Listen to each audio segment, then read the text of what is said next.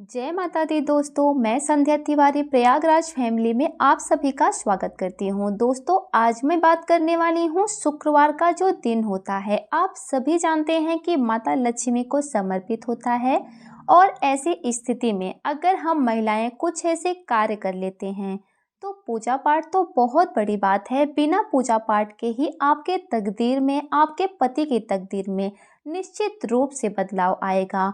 और यदि आप इस उपाय को लगभग 3 से 6 महीने तक करती रहीं तो निश्चित रूप से आपके पति के भाग्य को उन्नतिशील बनाएगा, आपके भाग्य को प्रबल बनाएगा, भले ही आप ज़्यादा पूजा पाठ ना करें।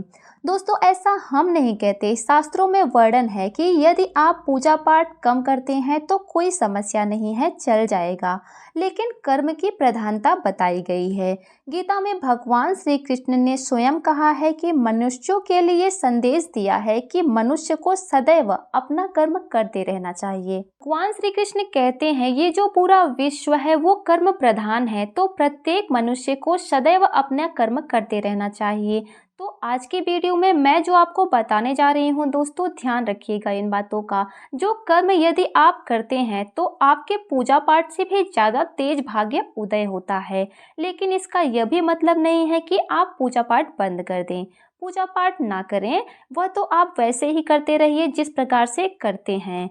तो आज मैं आपको 5 कार्य ऐसे बताऊंगी जिससे आपके पति का भाग्य उदय होगा। यदि उन्हें नौकरी नहीं मिल रही है, घर में धन का अभाव बन रहा है, आपके पति बहुत मेहनत करते हैं, फिर भी आपके पास इतना पैसा नहीं आ रहा है जिससे आप अपनी घर गृहस्थी अच्छे से चला सकें, या फिर घर में गरीबी के साथ साथ बहुत सारा कर्ज हो गया है, तो सिर्फ 6 महीने में आप देखेंगे आपकी ज़िंदगी कितनी बदल गई है।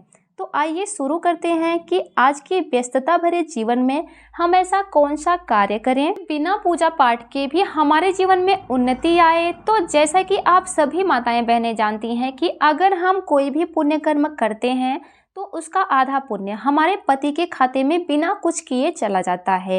यदि पति भी करते हैं तो पत्नी के खाते में आता है, लेकिन ज़्यादातर पत्नी की अपेक्षा पति लोग कम ही पूजा पाठ करते हैं, यह भी बात सच है। तो यदि आप कुछ भी सत्कर्म करती हैं तो निश्चित रूप से आपके पति को मिलने ही वाला है।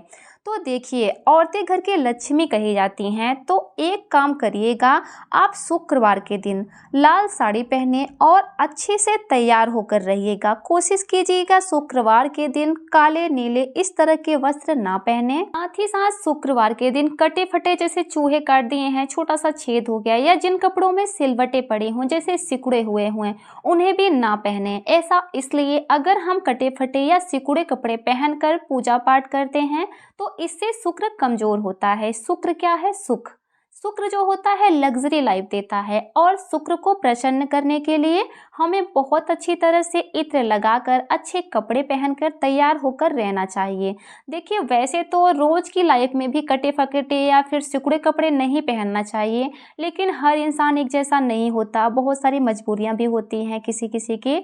लेकिन शुक्रवार के दिन इन बातों का विशेष ध्यान रखें। तो शुक्रवार के दिन पति की उन्नति के लिए पत्नी अच्छे कपड़े पहने। अगर साड़ी पहनती हैं लाल कलर या गुलाबी कलर की तो बहुत ही अच्छा है। आज के दिन परफ्यूम जरूर लगाएं, अगर आपके पति भी लगाते हैं तो ज़्यादा अच्छा है। देखिए, हम सबको यही लगता है कि परफ्यूम सुगंध देने का काम करता है, लेकिन ज्योतिष शास्त्र में परफ्यूम को बड़ा महत्वपूर्ण मानते हैं। ज्योतिष शास्त्र के अनुसार जो इत्र होता है वो सीधे शुक्र का कारक होता है, और जब शुक्र से जुड़ी हुई वस्तुएं आप अपने शरीर पर लगाते हैं तो आपको ज़्यादा लाभ करता है शुक्र। तो हो गया पहला उपाय। दूसरा चीज़, शुक्रवार के दिन शाम के खाने में आप खीर अवश्य बनाएं। खीर बनाकर माता लक्ष्मी के सामने एक कटोरे में भरकर रख दें, माता लक्ष्मी का भोग लगाते हैं। फिर जैसे आप पूजा पाठ करते हैं, माता लक्ष्मी का दीप जलाते हैं, उसी तरह से जलाना है। पूजा पाठ करने के बाद वो खीर लाकर आपके किचन में जो खीर रखा है उसी में मिला देना है, पूरी खीर में। फिर पूरे परिवार के साथ खीर खाइए। ये सब चीज़ें जीवन में शुक्र को मजबूत करती हैं। अब ये क्या देंगे? जितना वैभव होता है, जितनी संपन्नता होती है, वह सारी शुक्र से ही आती हैं। तो आप भी शुक्रवार के दिन खीर बनाना शुरू कर दें। चाहे आपको जो भी दूध मिल जाए, गाय का, भैंस का या पैकेट का, चाहे जो भी दूध मिल जाए, लेकिन शुक्रवार के दिन खीर अवश्य ही बनाइए। अब तीसरा नियम यह है कि पायल, देखिए आज के टाइम में कुछ औरतें जैसे ऑफिस जाती हैं तो पायल नहीं पहनती हैं, लेकिन ऐसा नहीं करना चाहिए। हर शादीशुदा महिला को चांदी का पायल, किसी अन्य धातु का नहीं, जैसे और भी अन्य धातु का आजकल चल रहे हैं तो वो नहीं, चांदी का पायल हमेशा पहन के रखना चाहिए। तो आपने एक चीज़ हमेशा देखा होगा, चाहे माता लक्ष्मी की प्रतिमा हो या किसी भी देवी की प्रतिमा हो, आपने देखा होगा वो हमेशा कितना तैयार होके बैठी रहती हैं। तो हम उतना तैयार तो नहीं हो सकते हैं, लेकिन जितना संभव है, जितना चल सकता है, थोड़ा बहुत तैयार तो हो ही सकते हैं। अब देखिए पायल पहनना इसलिए भी ज़रूरी है क्योंकि चंद्रमा का कारक चांदी माना जाता है। चांदी जो होता है पत्नी के मन और मस्तिष्क को शांत रखता है, और इसलिए कहा जाता है जब पत्नी का मन और मस्तिष्क शांत रहेगा तो निश्चित रूप से उसका झुकाव शुक्र की तरफ रहेगा। इस बात का भी ध्यान रखिएगा कि पायल कभी खोना भी नहीं चाहिए। पायल खोना मतलब दुर्भाग्य आना। अब चौथा नियम यह है कि जब भी आपके पति काम से, ऑफिस से घर आए शुक्रवार के दिन, तब उनसे बोलिएगा आते समय आज के दिन कुछ न कुछ मीठा अवश्य ही लाएं, खाली हाथ घर बिल्कुल भी ना आएं। आज के दिन भले ही आप कुछ मिठाई मंगाएं। अब देखिए ज़रूरी नहीं कि हर बार आप मिठाई ही मंगाएं। अब वो मीठा चॉकलेट भी हो सकता है, गुड़ भी हो सकता है, चीनी भी हो सकता है, कुछ भी हो, लेकिन मीठा ज़रूर लेकर आएं। ये चीज़ क्या करती हैं, शुक्र को मजबूत बनाती हैं। अब अंतिम और पांचवा उपाय बहुत ही महत्वपूर्ण है। दोस्तों आपने रामायण के सुंदरकांड के एक चौपाई में सुना होगा, एक चौपाई है, जहाँ सुमति तहाँ संपत्ति नाना, जहाँ कुमति तहाँ विपत्ति निधाना। तो ऐसा मत कीजिएगा कि आपने सब कुछ उपाय कर लिया जो नियम मैंने बताया और आते ही उनसे किसी बात पर लड़ पड़े। ऐसा बिल्कुल भी मत कीजिएगा। जहां आपने लड़ाई किया आपका सब किया धरा खराब हो जाएगा। पति भी इस बात का ध्यान रखे कि लड़ाई झगड़े ना करें। दोस्तों कहा जाता है कि कुबेर का खजाना लाकर रख दो, लेकिन जिस परिवार में लड़ाई होती है वहां बरकत नहीं आती उस परिवार में।